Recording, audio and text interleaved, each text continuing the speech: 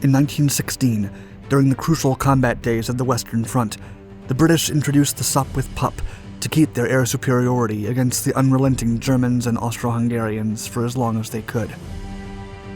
With its excellent maneuverability and a lethal 7.7mm Vickers machine gun unlike anything in the skies at the time, even British fighting ace Lieutenant James McCudden sang its praises and saw a lot of potential. Still, upon its introduction to the brutal dogfights of World War I, the Pup would have to prove itself against the powerful enemy aircraft and the massive expectations put upon it to change the tide of the war.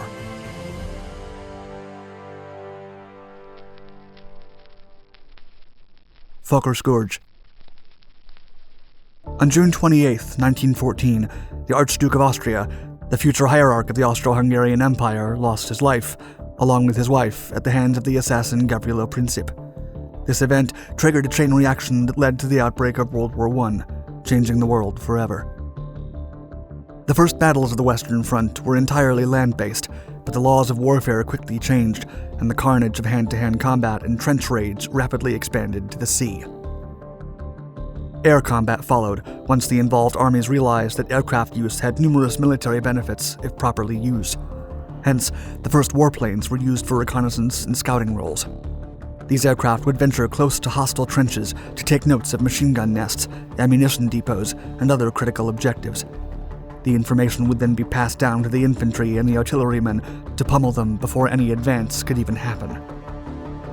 With time, these scout aircraft would be equipped with machine guns or bombs for ground attack or fighter roles. From late 1914 to early 1916, the Imperial German Flying Corps held air supremacy over French air forces and the British Royal Flying Corps. This period was known as the Fokker Scourge, after the unparalleled effectiveness of the German air units that were equipped with Fokker monoplane fighters. They were also the first aircraft to be armed with a synchronized machine gun that fired through the propeller's arc without hitting the blades. Still, the British and French forces would not be left behind, and put their engineers and technicians to good use by experimenting with new, more powerful aircraft with the intention of outclassing the German Fokkers. These efforts would pay off sooner than expected. Sopwith gets to work. The Sopwith 1.5 Strutter was the first British two-seat tractor fighter and the first British aircraft to enter service with a synchronized machine gun. It flew for the first time in December of 1915 and would be introduced to the British and Allied forces months later. The aircraft was given the nickname 1.5 because of the long and short cabane struts that supported the top wing, and it would eventually help the British and French forces retaliate against the German Air Corps for air superiority. While Sopwith Aviation Company was still developing improved aircraft that could make a mark against the German Fokker air units, the company was also experimenting with trainer airplanes. Then, in late 1915, Sopwith decided to please the company's chief test pilot, Harry Hawker, by building a one-of-a-kind aircraft. Using the design of a racing aircraft as the base, Sopwith came up with a single-seat tractor biplane powered by a 7-cylinder Gnome rotary engine. The small, low-powered biplane became known as Harry Hawker's Runabout. The veteran chief test pilot saw the potential of the design and used his knowledge of mechanics and engineering to improve it and make it a formidable fighter. Hawker then convinced the company to work on the project and produce a smaller version of the Sopwith Strutter. Already renowned for pioneering the use of ailerons on small warplanes instead of the standard wing warping technique, Sopwith decided to give it a shot. After all, the Strutter had achieved success, and a smaller version could also work out with some additional features. By February of 1916, the company had produced a fully functional prototype of this smaller and improved version of the Strutter. The Sopwith Pup. The new prototype was designated Sopwith Type 9901 by the British Admiralty, and after the company performed several test flights, the aircraft was passed on to the Royal Naval Air Service for additional testing. After successful trials, the aircraft was officially designated Sopwith Scout. Still, airmen decided to nickname it the Pup because it was smaller than the Strutter's predecessor. The end product was a relatively small, single-seat, single-bay biplane with standard cross-type main landing gear supported by V-shaped struts attached to the lower fuselage. The Pup was 5.8 meters long, 2.87 meters tall, and had a wingspan of over 8 meters. It featured the usual biplane wing arrangement, which comprised an upper and lower span section joined together by cabling and strutwork. Its fuselage and wings were made of wood that was covered with canvas. The fuselage was slim and tapered as it approached the tail, where a single vertical tail fin was affixed.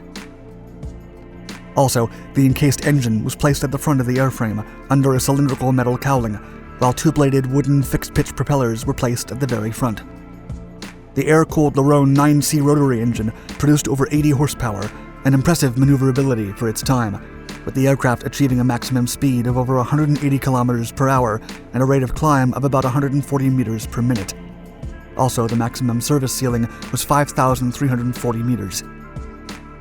Its armament consisted of a single 7.7mm Vickers machine gun that was synchronized to fire through the spinning propeller blades, just like the aircraft that the Germans had been using up until that point. Meanwhile, secondary armament comprised 4 11-kilogram bombs carried under the lower wing for a fighter-bomber role. After testing the Pup in February of 1916, the Royal Naval Air Service and Royal Flying Corps asked for a production order to send them to the Western Front. Deliveries then began in August of 1916 alongside the Strutter.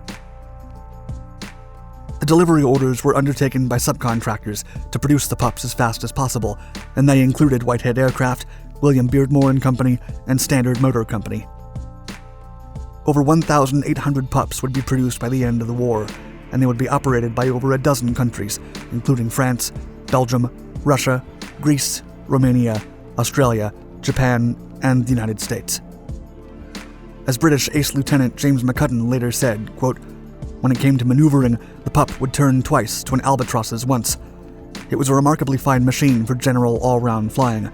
It was so extremely light and well-surfaced that after a little practice, one could almost land it on a tennis court." Serving the Empire. The British received its first batch of Pups in May of 1916, but the Royal Flying Corps had to wait until August to test them against the German Fokkers. According to the British military, the No. 8 Squadron of the RFC claimed over 20 enemy aircraft by October of 1916, with all the victories coming from Pups aircraft over the Somme battlefields. As more British squadrons began to incorporate the Pups, it became clear that it was superior to the German Albatros, Halberstadt, and Fokker biplane fighters. It is said that the legendary Red Baron himself, Manfred von Richthofen, admitted that the British warplane had demonstrated its superiority over all German aircraft. However, it would not be long before the Germans incorporated their own improved variants to dispute the dominance of the skies. Despite its popularity, the Pup would be replaced by the Sopwith Camels by mid-1917. Nevertheless, it would continue being used for other non-frontline roles. In June of 1917, the Navy began employing the Pup for testing deck flying from ships and carriers. Flight Commander F.J. Rutland was the first pilot to fly a Pup from a 6-meter platform fitted to HMS Yarmouth, a light cruiser. And a Pup from HMS Yarmouth would later shoot down a German Zeppelin off the coasts of Denmark. By July, 2 squadrons had been formed to protect the shores of the UK against German Gotha bombers. And on August 2nd, Squadron Commander E.H. Dunning performed the first ever landing of a Pup on the deck of an aircraft carrier. Ultimately, he would later perish after his Pup fell over the side during his 3rd landing attempt. A Sopwith Pup also completed the first trial flight from HMAS Sydney at Scapa Flow on December 8, 1917. This led the ship's captain, John Dumoresque, to build a fixed platform over the forward 6-inch gun turret, from which a lone Pup could take off. The feat was achieved on December 17th, proving that air power at sea would become of great importance in the upcoming decades. HMAS Australia would also conduct flight trials with Pups before the war came to an end. When World War I officially ended in 1918, many Pups were sold to friendly countries, while others remained as trainers for the British Air Forces. Today, the Sopwith Pup is remembered by the British and French forces as the humble aircraft that dramatically helped change the tide of air warfare of 1915 and 1916, when the Germans had assured their dominance with their Fokker aircraft. As British fighter ace Lieutenant James McCudden put it, quote, "No matter how good the German pilot was when it came to maneuvering, the Pup would turn twice as fast as an albatross." Thank you for watching our video. Please like and subscribe to our Dark Documentaries channels to find more exciting historical content, and hit the bell icon to be notified of our newest content. Also, let us know in the comments below what you think of these two British biplane aircraft used during the First World War. Stay tuned.